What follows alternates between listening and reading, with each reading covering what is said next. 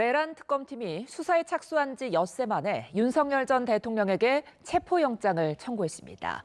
윤 전 대통령 측은 절차적 정당성이 결여됐다며 의견서를 제출하는 등 반발하고 있는데요.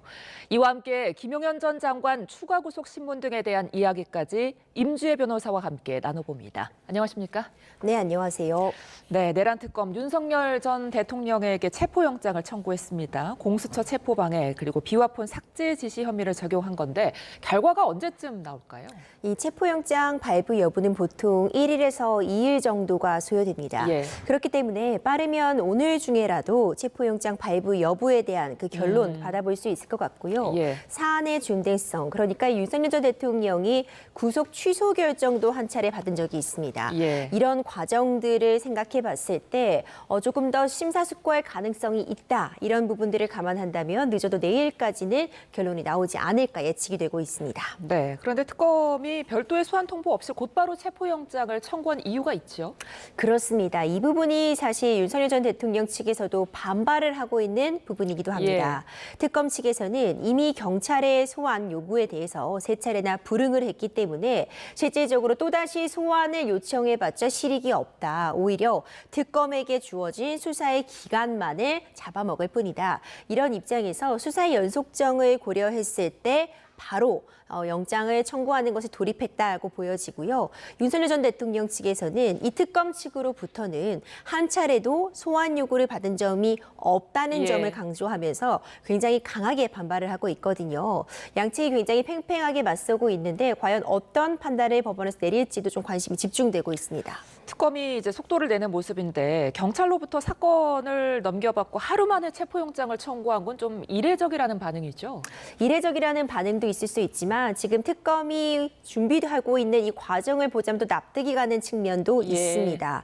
이미 6월 12일에 이 내란 특별검사에 대한 지명이 있었습니다.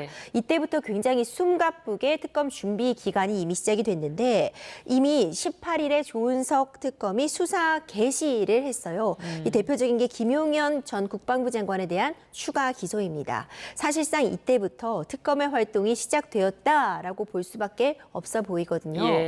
물론 특검 같은 경우에는 관련 법 규정에 따라서 20일간의 준비 기간을 거칠 수 있지만 그 기간을 다 채워야만 하는 것은 아닙니다. 특검 입장에서는 주어진 시간이 많지 않다고 판단을 하고 있고 이미 상당 부분 내란죄 형사재판 같은 경우는 이미 진행 중인 상황이기 때문에 속도를 내서 제시를 시작하겠다 이런 판단을 한 것으로 보이고 넘겨받자마자 바로 이렇게 체포영장을 청구한 건 사실 전례가 없는 일이기 때문에 굉장히 이례적이다 이런 평가도 가능하겠지만 특검에서는 지금 속도를 굉장히 중시하는 것 같습니다. 이미 경찰 측의 소환 요구에 윤석열 전 대통령이 응하지 않고 있고 특히 이전에도 계속해서 이 특검의 어떤 정당성 여부, 과연 수사할 수 있는 권한 그리고 재판을 이어갈 수 있는 권한이 있는지 특검에 대해서 좀 위헌적인 요소가 없는지 다퉈봐야 된다라는 취지의 발언을 한 것부터가 특검에서 소환 요구를 해도 어차피 응하지 않을 가능성이 높다는 걸 좀 전제로 하고 있는 것으로 보이거든요. 이런 부분들이 감안되어서 전격적으로 체포영장을 청구한 것이 아닌가 생각이 됩니다. 설명해 주신 것처럼 특검에서는 이제 윤 전 대통령의 조사 불응이 체포영장 청구에 영향을 미쳤다 이렇게 설명하고 있지만 윤 전 대통령 측에서는 출석하려고 했는데 기습적으로 청구했다 이렇게 지금 입장이 갈리고 있거든요. 법원은 그럼 어떤 부분을 중요하게 여길까요? 그렇습니다. 윤석열 전 대통령은 이와 관련해서 의견서도 제출을 했습니다. 특검에는 출석을 하려고 했다. 그런데도 전격적으로 기소한 것은 정당성을 결여했다. 그러니까 전격적으로 체포영장을 청구한 부분이 문제 제기를 하고 있는데 이런 부분은 사실 김용현 전 장관이 갑자기 기소를 당했다라고 주장하는 것과도 맥락이 맞닿아 있는 그런 주장입니다.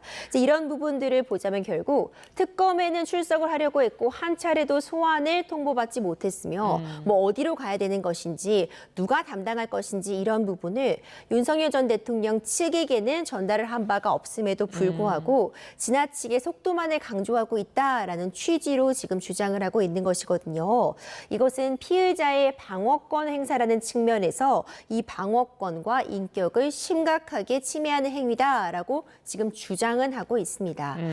법원 입장에서는 체포영장 발부 여부를 고려할 때 결국 과연 경찰에서 이제 요청했던 그 소환 요구에 불응한 것을 어떤 연속성을 인정을 하여서 특검에서도 충분히 이 정도의 소환 요구가 이미 이전에 있었는데 소환에 응하지 않았다면 영장을 청구할 정도로 어떤 요건이 갖추어졌다고 볼 것인지, 아니면 경찰과 특검은 별도의 기관이기 때문에 특검에서 이 사건을 인수한 이상 다시 한번 소환 정도를 요구했어야 되는 건 아닌지, 이런 판단에 따라 달라질 수 있어서 현재로서는 좀 예단은 어렵다, 이렇게 보여집니다. 예, 여기에 더해서 윤 전 대통령 측에서는 계속 특검의 위헌성을 제기하고 있잖아요. 그리고 특검은 이 부분 역시 체포영장 청구에 영향을 줬다, 이렇게 밝혔는데 이 부분 역시 변수가 되겠죠? 그러해 보입니다. 일단 윤석열 전 대통령 측에서는요, 특검법에 대해서 위헌법률 심판을 제기할 가능성이 있다, 이런 취지의 발언을 하고 있고요. 네.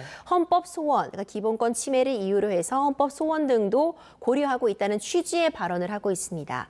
이 자체가 사실 이전에 내란죄에 대해서 수사가 진행될 당시에 윤석열 전 대통령 측에서 공수처의 수사권 없음을 주장하면서 했던 논리와 유사한 측면이 있거든요. 당시에도 공수처는 적법한 수사권이 없기 때문에 이후에 공수처에서 신청하고 발부를 청구했던 그런 영장에 대해서 불복하는 그런 모습을 보여줬고요. 계속해서 이 수사권 논란이 이어지는 그런 단초가 되기도 했습니다.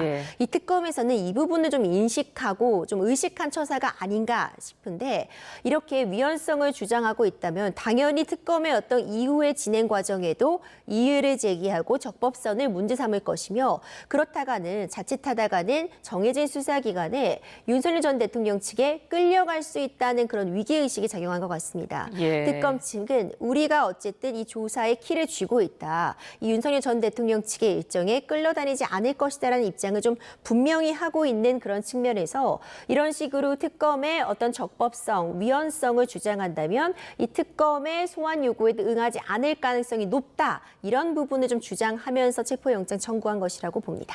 근데 이 부분에 대해서는 수사나 재판 지연 전략이다, 이렇게 보는 시각들이 좀 많은 것 같아요. 그렇죠. 그러니까 위헌성을 주장한다거나 적법성을 주장하게 되면은 일단 소환 요구를 만약 한다고 해도 불응할 그런 가능성이 높아지고, 불응의 사유로서 계속 제시하다 보면은 이전에 있었던 사례들에서도 보는 것처럼 시간은 소요될 수밖에 없습니다. 이후에 만약 체포영장이 발부된다고 해도 이전 사례처럼 뭐 체포 적부심이라던가 이런 부분들을 계속해서 불복 절차를 거치면 물론 시간이 소요되는 부분은 맞거든요. 하지만 한 가지 좀 지목할 만한 지점은, 이것은 피고인이나 피의자가 행사할 수 있는 방어권이 보장된 범위 내라면 보장해 주는 것이 맞다고 여겨지고요. 다만 그 정도가 과도하다거나 의미 없는 상황임에도 계속해서 이런 조치만을 반복한다면 결국 법원 입장에서는 영장의 발부라던가 그 다음 단계 강제적인 조치를 취할 수 있는 빌미를 또 제공하게 되기 때문에 이런 부분은 좀 판단을 신중하게 할 필요가 있어 보입니다. 이런 상황 속에서 내란 특검에 국방 전문 감사관이 합류를 했습니다.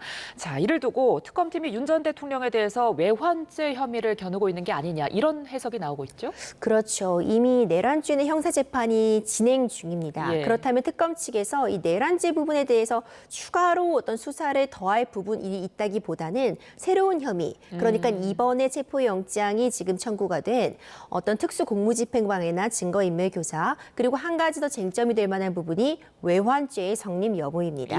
이번에 이 국방전무감사관이 이 특검에 합류하게 된 부분도 아마도 이 외환죄와 관련된 부분에 대해서 수사력을 확충한 것이다, 이런 이야기가 나오고 있습니다.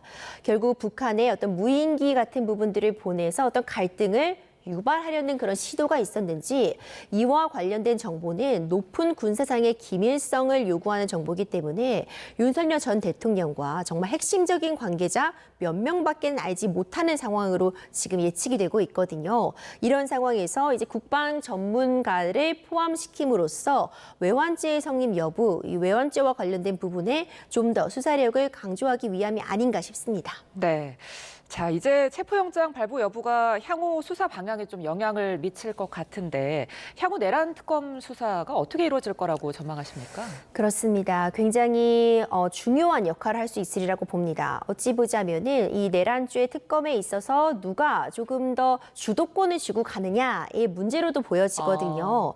하지만 중요한 건 속도보다도 정확성이 요구돼야 하는 상황입니다. 이미 내란죄를 진행하는 과정에서 구속 취소 결정이 있었는데 그 구속 취소 결정의 사유를 보더라도 어떤 수사권 문제라던가 조금이라도 형사적인 어떤 절차적, 형식적인 측면에 문제가 있다면 나중에 더 큰 문제를 일으킬 수 있기 때문에 정리하고 가야 된다는 취지가 담겨 있었습니다. 예. 이 특검에서도 이 특검이 어떤 정당성을 확보하고 이후에 진행될 수사나 재판 과정에서 어떤 빌미를 제공하지 않기 위해서는 속도도 중요하지만 정확성 그리고 어떤 형식적인 측면을 갖추는 것이 매우 중요해 보입니다. 예. 그런 측면에 있어서 이번에 체포영장을 전격적으로 청구를 한 부분에 있어서 만약 이 부분이 받아들여진다면 수사의 동력을 얻을 수 있다는 부분은 분명해 보이고요. 예. 만약 받아들여지지 않는 그런 결과를 받아든다고 해도 다시 한번 재정비해서 앞으로 진행될 과정들을 좀 차분히 또 형식적인 요건을 갖추어 가면서 진행해야 될 그런 중요한 위치에 있다 이렇게 보여집니다. 예, 자 이제 김용현 전 국방부 장관도 좀 짚어보겠습니다. 추가 구속 여부가 곧 결정될 걸로 보이죠? 그렇습니다. 이제 김용현 전 장관의 구속 기간 만료일이 하루밖에 남지 않았습니다. 예. 그런 과정에서 특검이 출범하면서 이 김용현 전 장관에 대해서 추가로 기소가 있었습니다.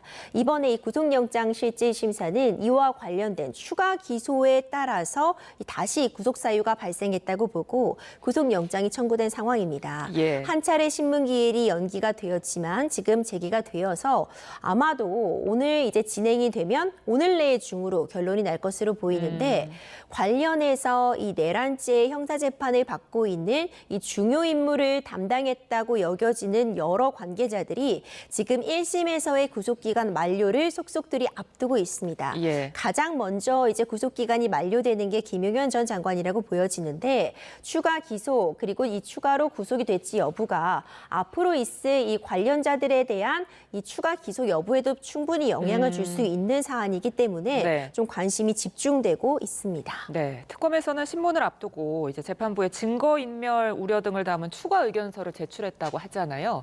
재판부는 어떤 부분 중점적으로 볼까요?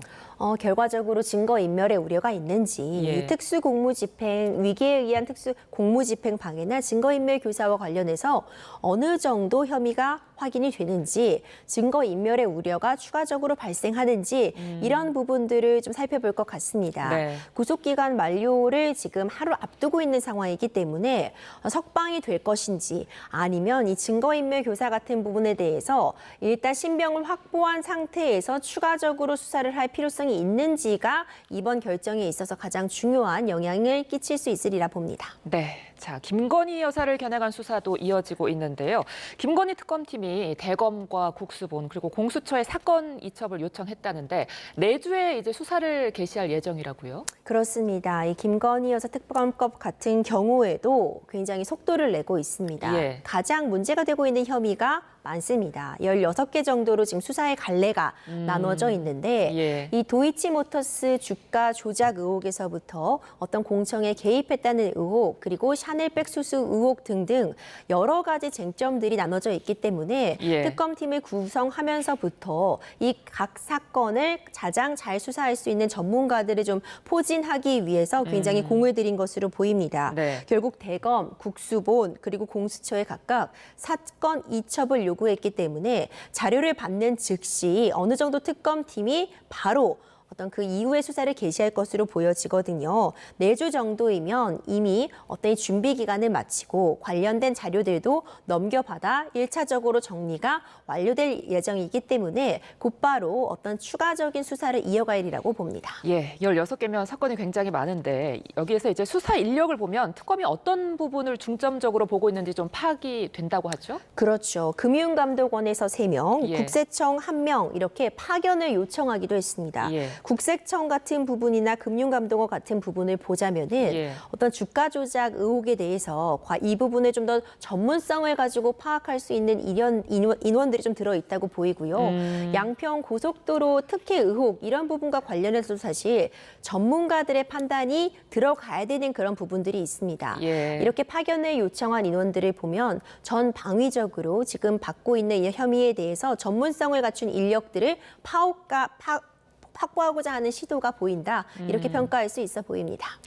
김건희 여사가 검찰 소환에 불응하면서 이제 특검에서 대면 조사가 이루어질 것 같은데 언제쯤 소환하겠습니까?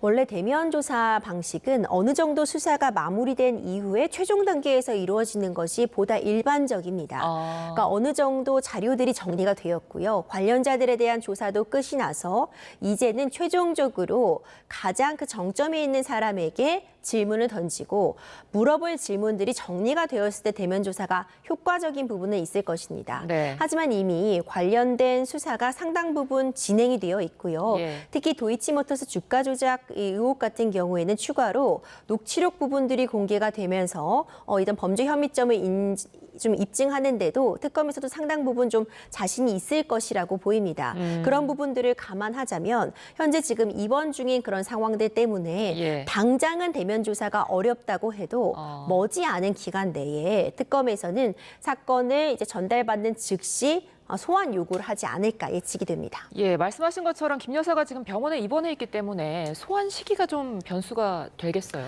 그렇죠. 입원 중이라면은 당장은 대면 조사는 어려울 수 있습니다. 하지만 그 입원 기간이 그리 장기간은 되지 않을 것이라는 이야기가 나오고 있거든요.